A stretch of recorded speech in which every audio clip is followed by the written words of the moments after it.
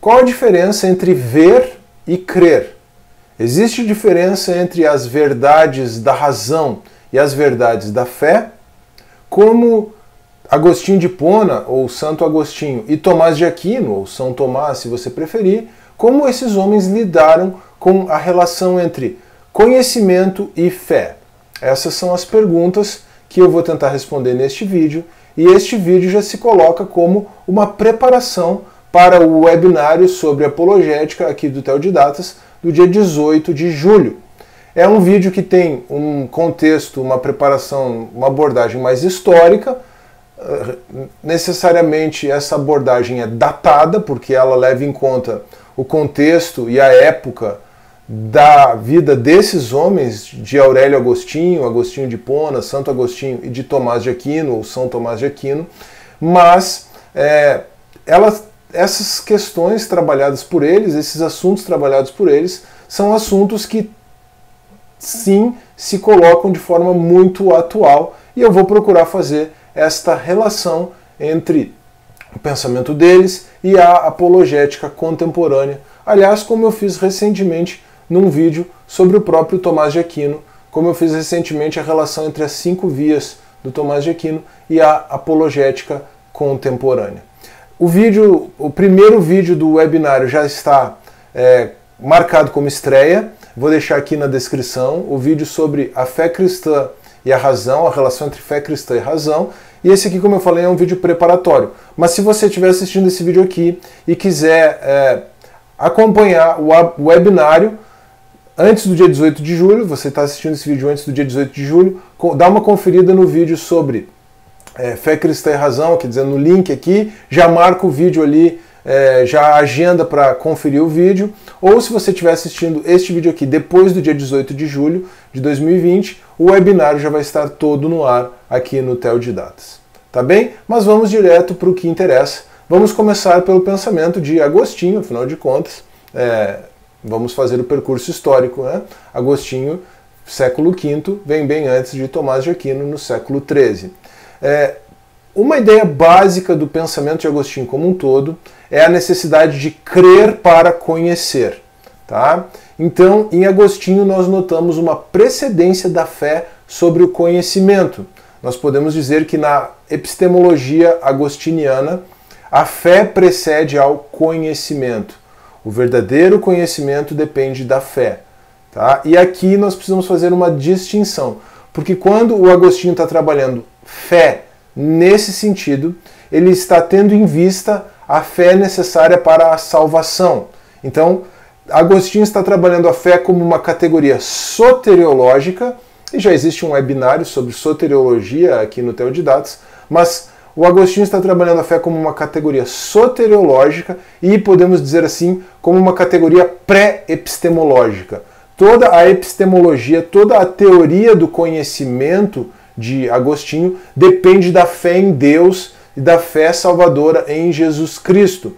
Sem essa fé, não é possível que o ser humano tenha um conhecimento válido. É possível que ele tenha lampejos de conhecimento, sim, naquela relação que a patrística fazia entre a teologia e a filosofia, assunto que eu também já trabalhei em outros vídeos aqui do canal, mas o verdadeiro conhecimento dependia da fé. Então a fé, ou depende da fé na perspectiva de Agostinho. Então a fé funciona como essa categoria soteriológica, ela está ligada à salvação do indivíduo, mas ela também funciona como uma categoria pré-epistemológica ou pré-epistêmica, tá? E aqui então, quando nós estamos trabalhando a fé nesse sentido, existe uma diferença entre a crença que vai ser trabalhada lá adiante. O Agostinho faz uma diferença entre ver e crer, e crença, fé, né, pode, num primeiro momento, e realmente pode parecer sinônimo de fé, né? Crença pode parecer sinônimo de fé, mas quando Agostinho trabalha a diferença entre ver e crer, aí ele está trabalhando como forma de adquirir o conhecimento.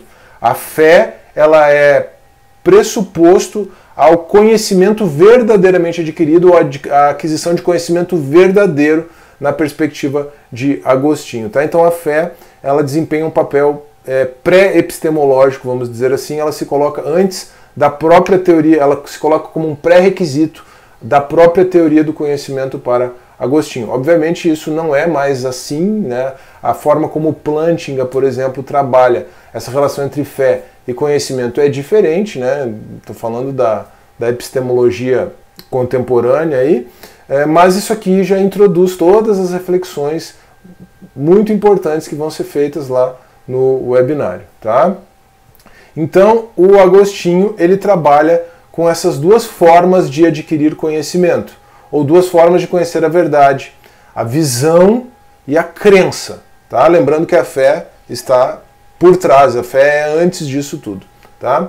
Então, quais são essas duas formas? A visão diz respeito à percepção física, né? O famoso conhecimento empírico, aquilo que pode ser percebido pelos nossos sentidos, ou, então a visão não é apenas empírica, tá? A visão diz respeito àquilo que pode ser demonstrado racionalmente. Então, na visão, Agostinho une, falando de forma contemporânea, né? Agostinho une conhecimento empírico com intuição. Se você pode demonstrar racionalmente, sem precisar lançar mão dos sentidos, então isso também é o que Agostinho chama de visão, tá? Empírico e intuitivo. Esse é o conhecimento que é adquirido por visão na perspectiva de Agostinho. Mas o que é o conhecimento, ou qual é o conhecimento da verdade que você tem a partir da crença?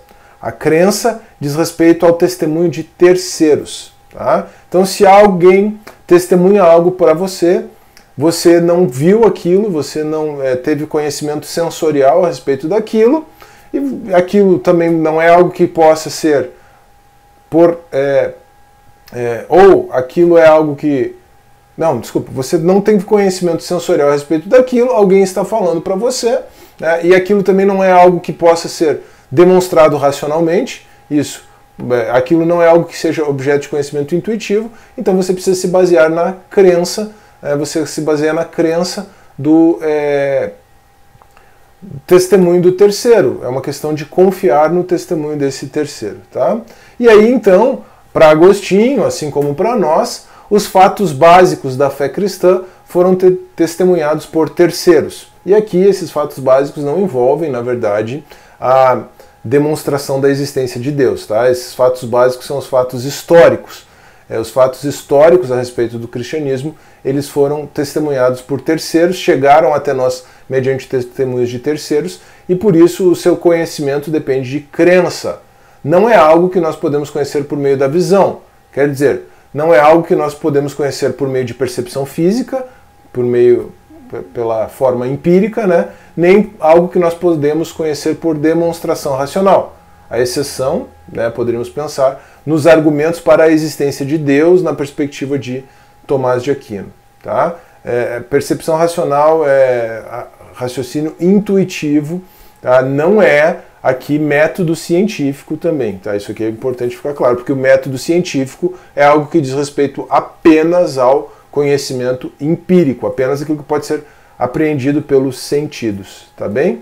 Mas então, como que Agostinho faz para resolver essa questão desses fatos históricos que dependem de crença? Como o método histórico ainda não existe, né? O Agostinho relaciona a sua ideia de crença ao apelo à autoridade da igreja. A igreja, ela constitui, na perspectiva de Agostinho, uma tradição de conhecimento. Tá? A abordagem da tradição na perspectiva da patrística, ela tem em vista muito mais essa questão de uma tradição de conhecimento, muito mais... Eu estou procurando para ver se o meu livro sobre patrística está aqui, mas ele não está aqui, eu acabei deixando ele na minha cabeceira.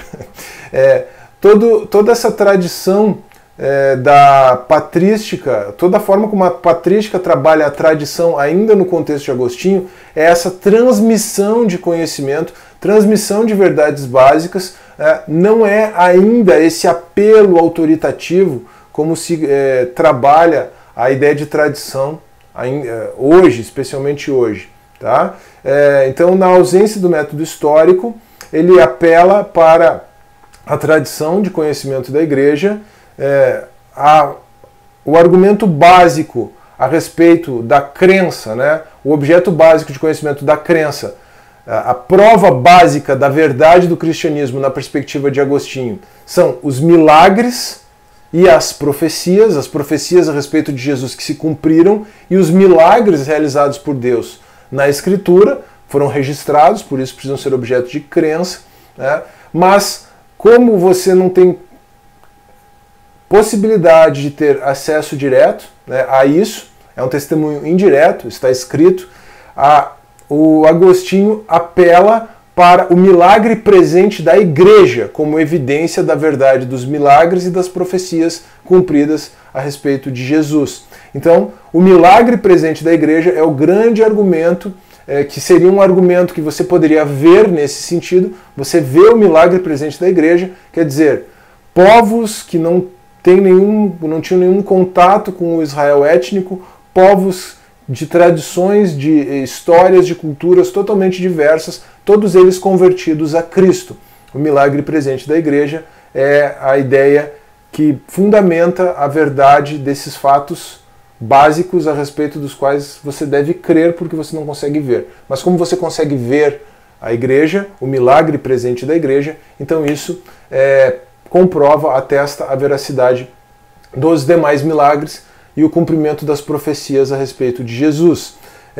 De novo, não existia o método histórico como nós conhecemos hoje em dia, tá bem? Essa ideia vai estar muito presente em Tomás de Aquino, e essa ideia não na perspectiva do milagre presente da igreja, mas essa ideia na perspectiva da aplicação do método histórico ao Jesus histórico, à ressurreição de Jesus, ela está presente na apologética contemporânea também.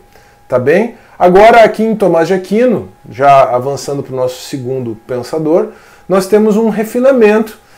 Tomás de Aquino também trabalha com uma dicotomia, né, com duas ideias a respeito da construção do conhecimento, com duas ideias a respeito do conhecimento da verdade, mas ele faz um refinamento, ele retira a fé de uma categoria pré-epistêmica e coloca a fé numa categoria epistêmica propriamente, e isso vai implicar, vai ter algumas consequências para o pensamento do Tomás de Aquino, como nós vamos verificar, tá bom?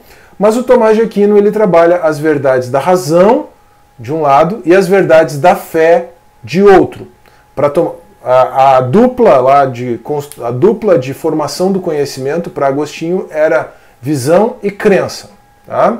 Tomás de Aquino vai trabalhar numa perspectiva um pouquinho diferente. Também é uma dupla, mas a dupla é verdades da razão e verdades da fé. Tá? Não existe um paralelo direto. Aqui as ideias têm sua semelhança, mas você não pode fazer uma correspondência imediata entre visão e verdades da razão, fé e crença e verdades da fé. Tá? Não se atrapalhe aqui por essa aparente correlação.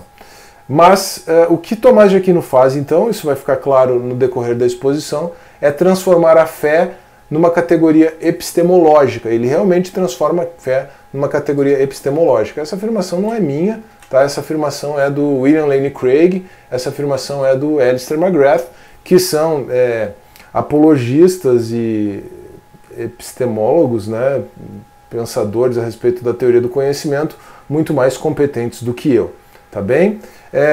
Para a gente entender aquela categoria das verdades da razão e também a categoria das verdades da fé, nós podemos lançar mão da diferença que Tomás de Aquino faz entre lei eterna e lei natural.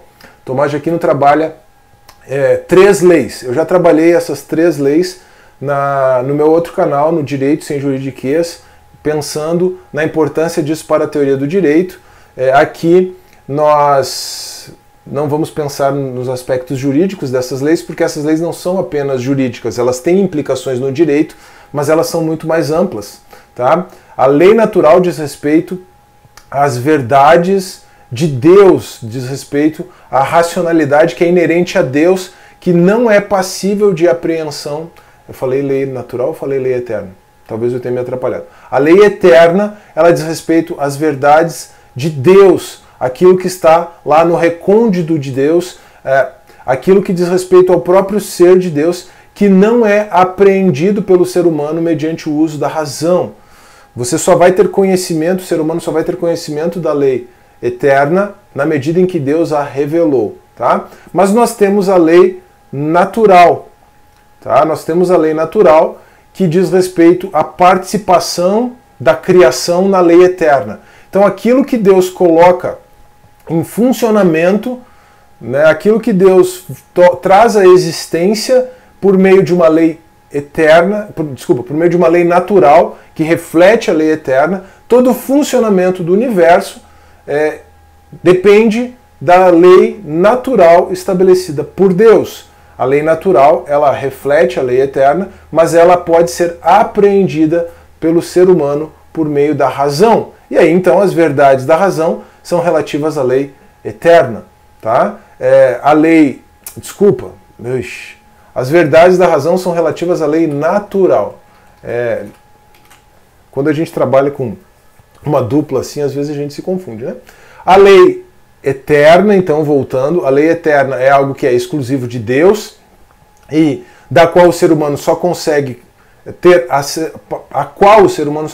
acesso mediante revelação, mediante a revelação de Deus. Agora, a lei natural, ela diz respeito às coisas criadas. Deus criou todas as coisas por meio de uma racionalidade, ou usando a sua própria racionalidade, imprimiu a sua racionalidade nas coisas, imprimiu a sua racionalidade no ser humano. A analogia do ser é importante, né, porque a criação reflete o ser de Deus, e portanto o ser humano pode conhecer as verdades relativas à lei natural, e dentre elas o próprio direito natural, mas isso aqui não é apenas jurídico.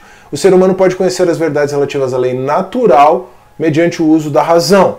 A lei natural representa a participação do ser humano na lei eterna, tá? E aí as verdades da razão são aquelas que são acessíveis racionalmente, dentre as quais as provas da existência de Deus. Então as provas da existência de Deus são consideradas por Tomás de Aquino, os argumentos que demonstram a existência de Deus são considerados por Tomás de Aquino como acessíveis mediante a razão. São argumentos intuitivos, são argumentos que fazem parte das verdades da razão. O ser humano pode usar a sua razão e chegar até eles. E aí, as 5 vias de Tomás de Aquino, né, são o exemplo mais clássico disso, tá? Claro que outras verdades, né, as verdades da matemática, enfim, elas são acessíveis mediante o uso da razão, tá? Agora, as verdades da fé não são possíveis de deduzir por meio da razão, ou você não pode intuir as verdades da fé a partir da razão. As verdades da fé dependem de revelação. E quando a gente está falando em revelação aqui, não é revelação na perspectiva subjetiva, não é revelação na perspectiva do pentecostalismo contemporâneo, tá? Não é que Deus vai revelar algo da verdade eterna de maneira assim específica e subjetiva para você. Não! A revelação que já ocorreu na história. A revelação de Deus por meio da sua palavra, da palavra escrita. Da Bíblia. É nesse sentido que estamos falando em revelação, tá? E aí, quando nós estamos falando de verdades da razão, que não são acessíveis mediante a razão, quando nós estamos falando de verdades da fé, que não são acessíveis mediante a razão, que dependem da revelação de Deus, da sua lei eterna, das suas verdades eternas, nós temos como exemplo, talvez o maior exemplo, a Trindade. Então, você pode sim, por especulação racional, chegar a argumentos que demonstram a existência de Deus. O primeiro motor imóvel, na perspectiva do Tomás de Aquino, a causa primeira, que está presente até hoje no argumento cosmológico Kalam, né? O argumento teleológico e o argumento do design hoje contemporaneamente, o argumento ontológico, o ser necessário, enfim. Você pode usar de racionalidade para demonstrar a existência de um Deus criador. Agora, você não vai provar pela razão ou demonstrar racionalmente que Deus é um ser triuno. Você não consegue chegar na verdade da Trindade meramente usando a razão. Agora, essa dicotomia entre verdades da razão e verdades da fé, ou verdades da fé e verdades da razão, não significa incompatibilidade entre fé e razão, nem mesmo no pensamento de Tomás de Aquino, por favor, tá? Não significa que a fé seja incompatível com a razão. Significa apenas que você não pode chegar às verdades da fé mediante o mero uso da razão. E essa afirmação é chave, porque é exatamente sobre isso que eu vou tratar no vídeo do webinário, que já está, inclusive, programado como estreia aqui no canal.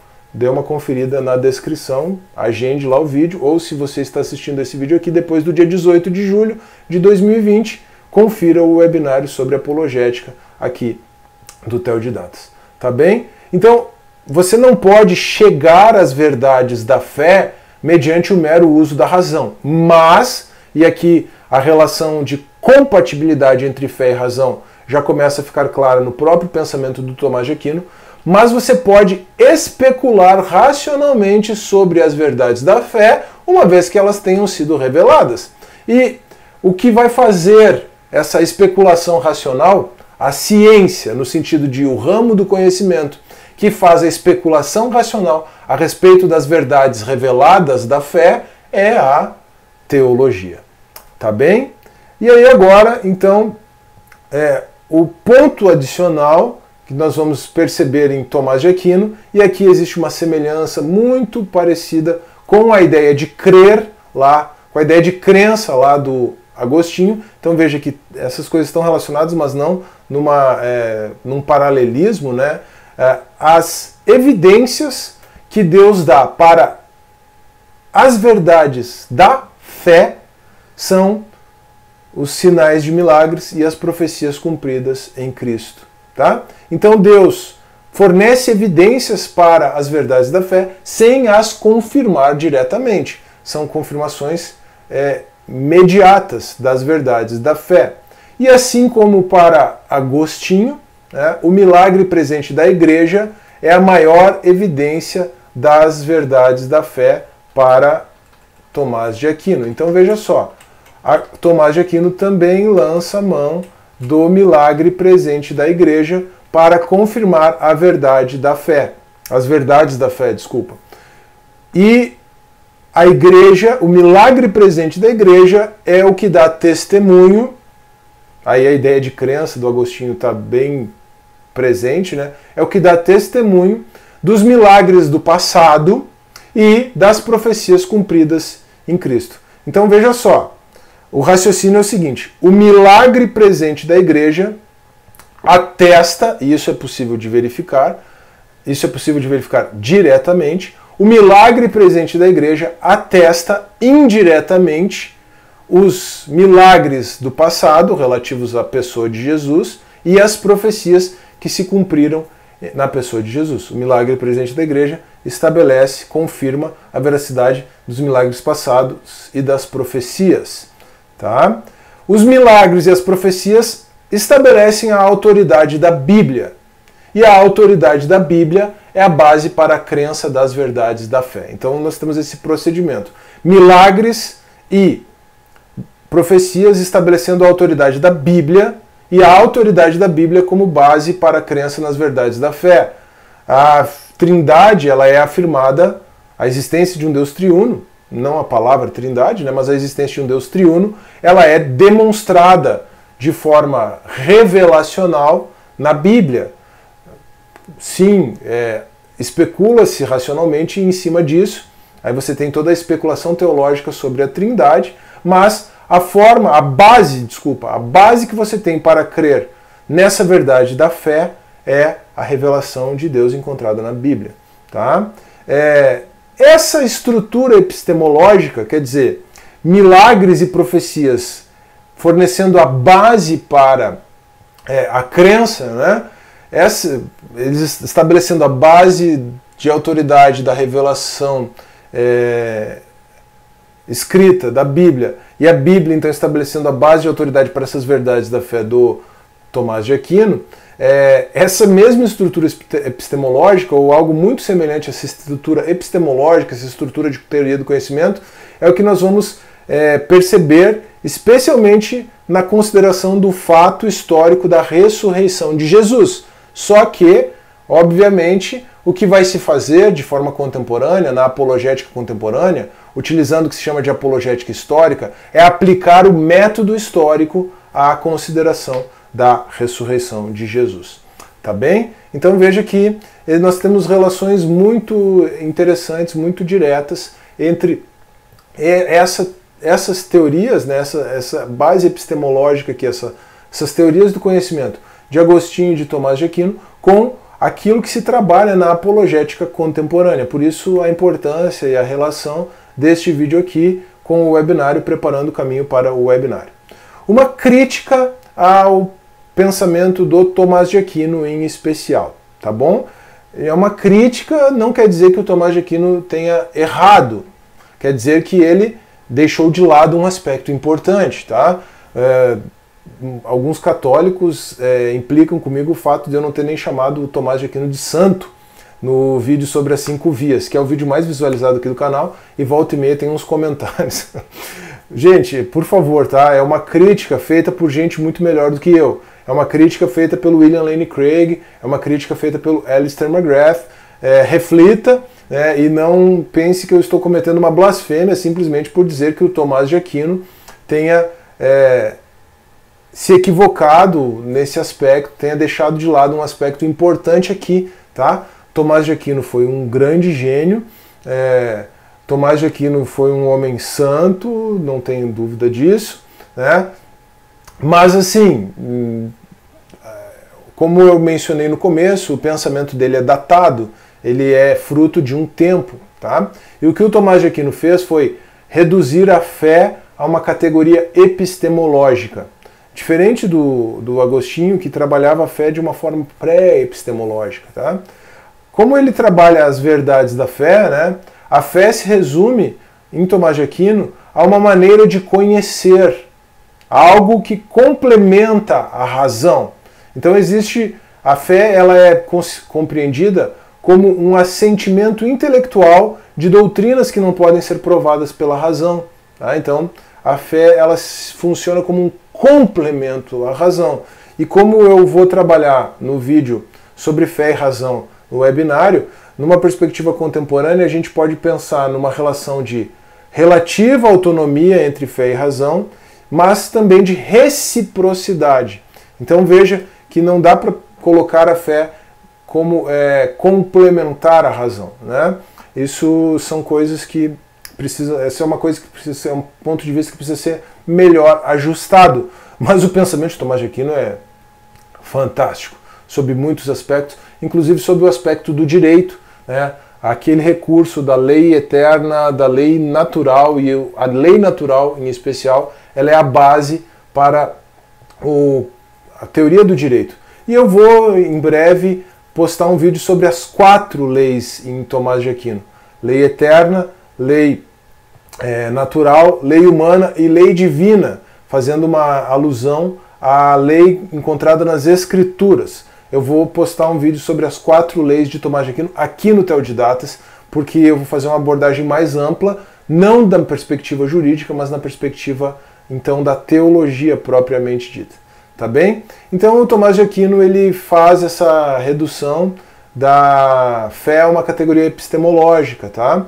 E aqui, de novo, ó, quem está falando isso é o Craig, não sou eu, tá? Já vou me escudar, me proteger no argumento de autoridade, imaginando que podem vir algumas críticas aí nos comentários. Essa posição da fé como uma categoria epistemológica, da fé como algo complementar à razão, foi a posição oficial dos concílios de Trento. Aqui o contexto da Contra-Reforma deixa muito claro por que se fez isso, como uma resposta ao subjetivismo da fé no contexto da Reforma Protestante. Essa foi a posição oficial dos concílios de Trento e também do Concílio Vaticano I. Mas houve a revisão dessa posição no Concílio Vaticano II, mais recentemente agora, na década de 60 do século passado. Tá? O que eu quero deixar bem claro, para quem pode querer me criticar aqui, é que eu não estou dizendo que o Tomás de Aquino errou. Tá? O que eu quero dizer é que o Tomás de Aquino apenas deixou de lado o aspecto existencial da fé na sua análise. Tá? Ele deixou de lado o aspecto existencial da fé. A abordagem da fé do Tomás de Aquino é uma abordagem teocêntrica racional. Tá? nós precisamos construir não apenas uma abordagem teocêntrica, então isso é bom, isso é válido, isso é importante, mas nós precisamos construir uma abordagem teocêntrica. Tá? Nós precisamos de um contraponto, nós precisamos juntar com algo mais. Eu falei teocêntrica? Não. Talvez eu tenha me atrapalhado. Nós temos que construir não só uma abordagem teocêntrica da fé, não só uma abordagem racional da fé, mas nós temos que construir uma abordagem cristocêntrica à fé. E aí, a teologia da cruz de Lutero, esse aspecto existencial ligado à fé, vai nos ajudar com essa complementação. Por isso que na semana que vem o meu vídeo será sobre Lutero e a teologia da cruz, tá? Isso não quer dizer a necessidade de nós complementarmos a visão teórica de Tomás de Aquino com o aspecto existencial. Isso não quer dizer que Tomás de Aquino não tivesse uma experiência de fé. Dupla negação? Não. Tomás de Aquino tinha sim uma experiência de fé. O que acontece é que Tomás de Aquino não reproduziu, não trouxe para a sua teoria, não trouxe de forma preponderante para a sua teologia esse aspecto existencial. Mas isso tem a ver com o contexto histórico, com a escolástica, com todas essas questões. Tá bem? Então o vídeo da semana que vem sobre Lutero e a teologia da cruz, quando ele estiver no ar eu vou deixar ele na descrição, ele vai aparecer aqui na tela final também, tá? E não se esqueça também de conferir o webinário sobre apologética aqui do Teodidatas. Se você está vendo o vídeo depois do dia 18 de julho de 2020, ele já está no ar. Se você estiver assistindo antes, você pode ir lá no vídeo que vai estar na descrição e que vai estar aparecendo aqui também como estreia. E não é se inscrever, né? Deixar um lembrete lá nesse vídeo. Mas, se você não for inscrito ainda no canal, você é muito bem-vindo para se inscrever no canal também. Não esqueça também de deixar o seu like nesse vídeo e não se esqueça de compartilhar esse vídeo com os seus amigos, com os seus irmãos em Cristo, para que eles possam também nos acompanhar aí nessa reflexão, refletir um pouco mais sobre esses aspectos ligados à fé e à razão, à fé e à construção do conhecimento. Tá bem? Um forte abraço, que Deus abençoe e até a próxima.